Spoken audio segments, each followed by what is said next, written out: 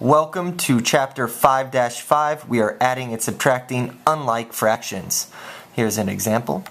Here I have 3 1/3 minus 4 5/6. Both numbers are mixed numbers. And we see that the denominators are not similar, and that means they are unlike fractions. Our first step, just like any problem we're dealing with, fractions and mixed numbers, is that we want them improper. Okay, mixed numbers are useless, we got to get rid of them.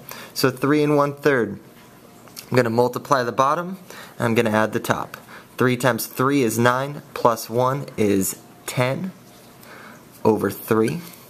Keep the same denominator. Minus 4 5/6, when I make it improper, I multiply the bottom. 4 times 6 is 24, plus 5 is 29. Now I'm looking at these two fractions and I cannot combine them until I have a common denominator. So I need to look for what we call the LCD, the lowest common denominator.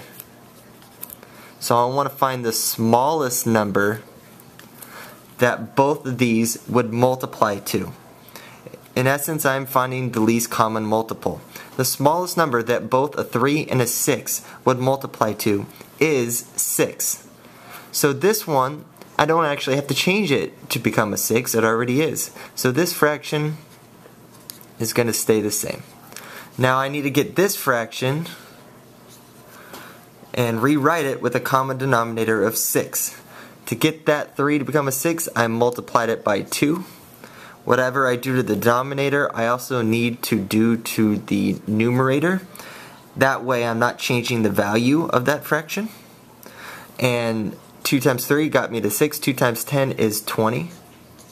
So if I started with 3 1/3, I haven't changed its value, but I first made it improper into 10/3.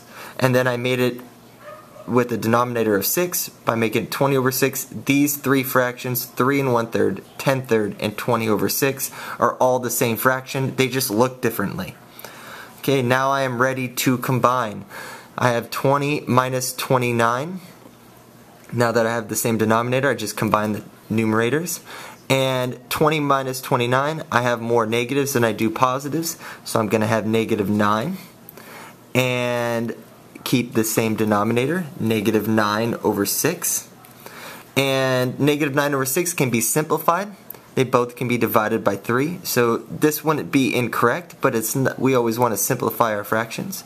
So I can divide both the top and the bottom by 3. And I will get negative 3 all over 2. That is my answer. Thank you.